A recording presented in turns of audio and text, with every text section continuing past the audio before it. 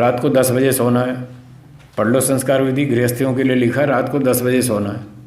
सुबह ब्राह्म मुहूर्त में उठना है, गृहस्थियों के लिए लिखा है। ब्रह्मचारियों के लिए तो है ही है, गृहस्थियों के लिए भी वही कानून है कि 10 बजे सोना, 4 बजे उठना, व्यायाम करना, ब्रह्मचर्य का पालन करना, हवन करना, पंचमहायज्ञ करना, माता पिता की सेवा करना, प्राणियों को भोजन देना, अतिथि विद्वान सन्यासी की सत्संग करना, ये सारे काम आपको करने पड़ेंगे। आप बताओ कौन गृहस्थी आज पंचमहायज्ञ कर रहा है?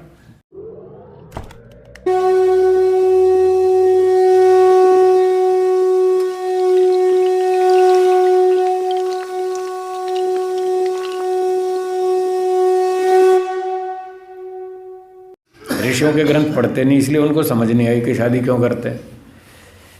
वेदों और ऋषियों के अनुसार विवाह करने का उद्देश्य है गृहस्थाश्रम में संसार के सुख दुख का परीक्षण करना। क्या बोला, दोहराइए। हाँ, इस पर्पज से गृहस्थ में जाना चाहिए। हम इसलिए शादी कर रहे हैं कि हम देखना चाहते हैं संसार में कितना सुख और कितना दुख, ये परीक्षण करना। अंधाधुंध भोग विलास करना ये गृहस्थ का उद्देश्य किसी भी वेद में नहीं लिखा है, कहीं भी शास्त्र में नहीं लिखा है कि बस शादी करो और अंधाधुंध भोग भोगते रहो। चौथा समोल्लास पढ़िए सत्यार्थ प्रकाश में, गृहस्थ के नियम लिखे। केवल संतान उत्पत्ति के लिए स्त्री पुरुष संयोग करते हैं, और जो ऐसा करता है वहाँ उस गृहस्थ को लिखा है कि वो भी ब्रह्मचारी के सदृश है, ये शब्द लिखे। तो वहाँ भी ब्रह्मचर्य का पालन करना है, भोग विलास नहीं करना, सिर्फ संतान उत्पत्ति के लिए संयोग करना है। और ये परीक्षण करना है कि संसार में कितना सुख और कितना दुख। तो शायद पहले भी मैंने सुनाया था कि जब ब्रह्मचारी पढ़ते थे गुरुकुल में और पढ़े लिख के विद्वान हो गए, स्कॉलर हो गए, तब पढ़ाई पूरी होने पर उनसे पूछा जाता था आपको शादी करनी है या नहीं करनी, ये उससे पूछा जाता था। तो कुछ लोग जो पूर्व जन्म के वैरागी होते थे, संस्कारी होते थे, वो कहते थे नहीं नहीं हमको शादी नहीं करनी।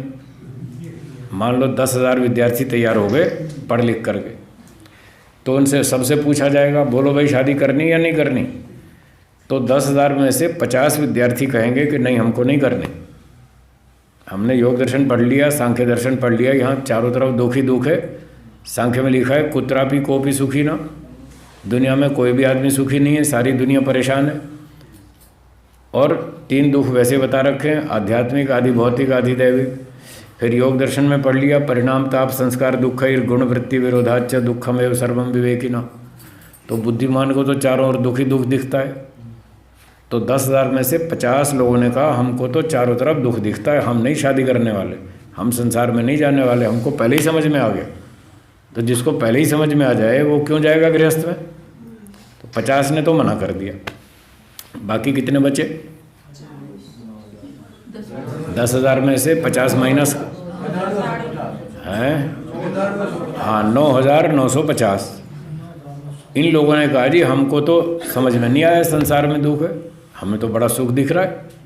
लोग शादी करते हैं, पैसे कमाते हैं, खाते पीते हैं, बैंड बाजे बजाते हैं, पार्टी में जाते हैं, नाचते हैं, गाते हैं, होटलों में जाते हैं, मौज करते हैं, बच्चे पैदा करते हैं और कारों में घूमते हैं, बड़ी फैशन करते हैं, चमक दमक बनाते हैं, बहुत मज़ा आता है। तो गुरुजी ने कहा ठीक है तुमको मज़ा आता है तो जाओ मज़े ले लो, देख लो, परीक्षण कर लो कितना सुख और कितना दुख। तो उन 9,950 व्यक्तियों को इसलिए शादी की छूट दी गई कि उनको ये लगता था संसार में बहुत सुख है। 50 ने तो मना कर दिया हमें नहीं करनी, हमें तो दुख दिख रहा पहले ही। तो उन्होंने नहीं की, वो आजीवन ब्रह्मचारी बन गए और बाकियों ने की शादी। तो गृहस्थ में गए तो गुरुजी ने कहा 25 साल का टाइम मिलेगा परीक्षण करने के लिए। हाँ 4 आश्रम हैं, 2 नहीं है, 4 बताए ना। पहला कौन सा, दूसरा, तीसरा, चौथा, 4 आश्रम। तो बोले 25 साल का टाइम आपको दिया जाता है। 25 साल, 28 साल, 30 साल, बस इतने टाइम में आपको ये बात का परीक्षण करना है कि संसार में सुख अधिक है या दुख अधिक है। जाओ परीक्षण कर लो। इस पर्पज से उनको शादी की छूट दी और नियम लगा दिए। रात को 10 बजे सोना है, पढ़ लो संस्कार विधि, गृहस्थियों के लिए लिखा है रात को 10 बजे सोना है। सुबह ब्राह्म मुहूर्त में उठना है, गृहस्थियों के लिए लिखा है, ब्रह्मचारियों के लिए तो है ही है, गृहस्थियों के लिए भी वही कानून है कि 10 बजे सोना, 4 बजे उठना, व्यायाम करना, ब्रह्मचर्य का पालन करना, हवन करना, पंचमहायज्ञ करना, माता पिता की सेवा करना, प्राणियों को भोजन देना, अतिथि विद्वान सन्यासी की सत्संग करना, ये सारे काम आपको करने पड़ेंगे।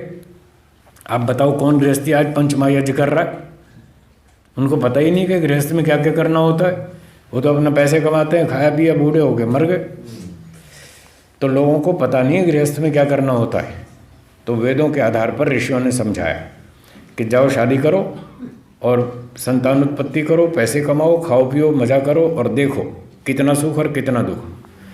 25-30 साल में आपको अनुभव हो जाएगा। इतना टाइम काफ़ी है परीक्षण करने के लिए संसार में कितना सुख और कितना दुख। और जब 50-55 की उम्र में समझ में आ जाए, समझ में तो वही आएगा जो इन ब्रह्मचारियों को आया। इनको पहले ही समझ में आ रहा है कि दुख बढ़ेगा, इसलिए तो पहले ही मना कर रहे हैं, हम तो नहीं जाएंगे। और तुमको यहाँ भोगने के बाद प्रत्यक्ष हो जाएगा, फिर तुम्हें भी पता चल जाएगा। यहाँ गृहस्थ के बाद ये अनुभव होगा। क्या होगा? ये होगा कि जितना सुख हमने सोचा था गृहस्थ में जाने पर, जितना सुख हमने सोचा था उतना सुख नहीं मिला। बोलो जी, जिनकी शादी हुए 30 साल हो गए, बताइए अपना अनुभव। जितना सुख सोचा था उतना मिला? नहीं मिला। देखो हो गया ना अनुभव। और दूसरा अनुभव ये होगा कि जितना दुख सोचा था उससे कई गुना अधिक भोगना पड़ा। सोचा ही नहीं था दुख तो सोचा ही नहीं था, ये सोचा था बस सुख ही सुख मिलेगा। तो चलो किसी ने थोड़ा बहुत सोचा भी हो तो उसका भी अंतिम निर्णय ये होगा कि जितना दुख सोचा था उससे कई गुना अधिक भोगना पड़ा। बोलिए हाँ या ना। बस हो गया निर्णय। इसी काम के लिए तो गृहस्थ में भेजा था। और जब ये निर्णय हो जाए कि यहाँ सुख ज़्यादा नहीं मिला और दुख बहुत मिला, अब दुख भोगना अच्छा है या दुख से बचना बुद्धिमत्ता? तो फिर ऋषियों ने कहा तीसरा उपाय है, अब दुख से बचो, जाओ वानप्रस्थ में, निकल लो यहाँ से। बहुत देख लिया, परीक्षण हो गया, अब जाओ घर छोड़ के आश्रम में जाओ, साधना करो, तपस्या करो, फिर शास्त्र पढ़ो, फिर विद्या को दोहराओ, वैराग्य को ऊंचा उठाओ। इसलिए वानप्रस्थ का विधान किया। तो इस काम के लिए था, परीक्षण करने के लिए बस। तो इसलिए एक विवाह करने की तो छूट है, उसमें कोई समस्या नहीं है।